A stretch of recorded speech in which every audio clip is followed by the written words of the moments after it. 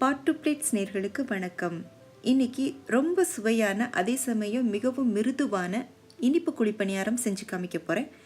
இதை எப்படி செய்கிறதுன்னு பார்க்குறதுக்கு முன்னால் நம்மளோட சேனலை சப்ஸ்கிரைப் பண்ணாதவங்க சப்ஸ்கிரைப் பண்ணிக்கோங்க. அப்படியே பக்கத்தில் இருக்கிற பெல் ஐக்கானையும் கிளிக் பண்ணிக்கோங்க.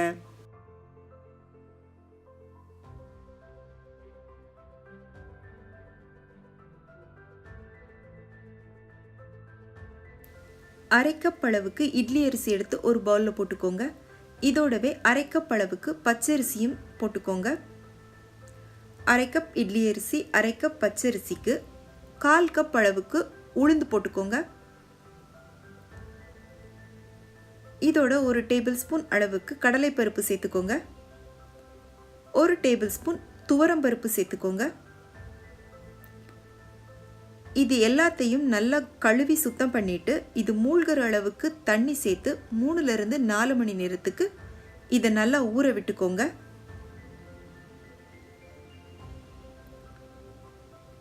நாலு மணி நேரம் ஊறினதுக்கு அப்புறமா இதை ஒரு மிக்சி ஜார்லையோ கிரைண்டர்லையோ குறைவான அளவு தண்ணி சேர்த்து இட்லி மாவு பதத்துக்கு அரைச்சி எடுத்துக்கோங்க. அரைச்சி எடுத்த மாவை குறைந்தது ஒரு 4 மணி நேரமாவது அதை நல்லா புளிக்க விட்டுக்கோங்க. நான் ஏற்கனவே 4 மணி நேரம் அதை புளிக்க வச்சு ரெடியாக வச்சுருக்கேன். இப்போ இதுக்கு தேவையான வெள்ளை கரைசல் ரெடி பண்ணிக்கலாம். இட்லி அரிசியும் பச்சரிசியும் சேர்த்து 1 கப் அளவுக்கு அரிசி எடுத்ததுனால நான் 1 கப் வெல்லம் எடுத்திருக்கேன். உங்களுக்கு கூடுதல் இனிப்பு சுவை வேணும்னா இன்னும் 1/4 கப் அதிகமாக எடுத்துக்கோங்க. வெல்லத்தை ஒரு பாத்திரத்தில் போட்டு அது கரையிற அளவுக்கு மட்டும் தண்ணி சேர்த்து அதை நல்லா கொதிக்க விட்டுக்கோங்க. இதுக்கு பாகு பதம் எதுவும் கிடையாது. வெல்லம் நல்லா கரைஞ்சதும் அடுப்பை அணைச்சிட்டு இதை ஆற விட்டுக்கோங்க. ஒரு கடாயில் 1 டேபிள் ஸ்பூன் அளவுக்கு நெய் சேர்த்துட்டு அதில் கொஞ்சமாக முந்திரி பருப்பு போட்டு நல்லா பொன்னிறம் வர்ற அளவுக்கு வறுத்தெடுத்துக்கோங்க. இதில் முந்திரி பருப்பு சேர்க்கணுங்கிறது கட்டாயம் இல்லை, இது உங்களுடைய விருப்பம்தான்.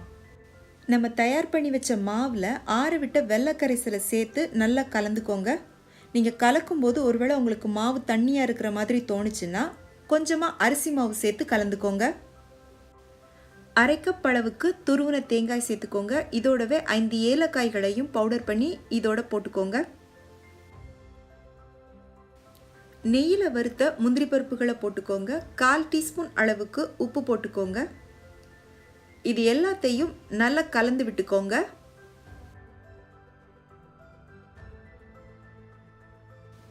குழிப்பணியாரக்கல்ல அடுப்பில் வச்சு அது நல்லா சூடானதும் அதோட குழிகளில் 1 டீஸ்பூன் நெய் அல்லது எண்ணெய் சேர்த்துக்கோங்க.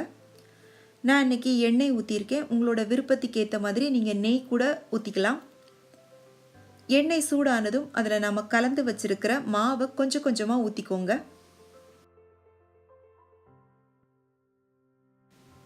பணியாரத்தோட அடிபாகம் நல்லா வெந்துருச்சுன்னா அதோட மேல் பகுதியில் கொஞ்சம் நிறம் மாறி இருக்கும். அந்த நேரத்தில் நீங்கள் அதை திருப்பி போட்டுக்கோங்க.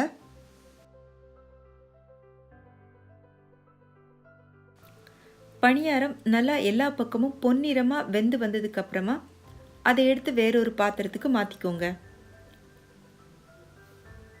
மிகவும் சுவையான மிருதுவான இந்த குழிப்பணியாரத்தை நீங்களும் உங்கள் வீட்டில் கண்டிப்பாக செஞ்சு பாருங்கள்.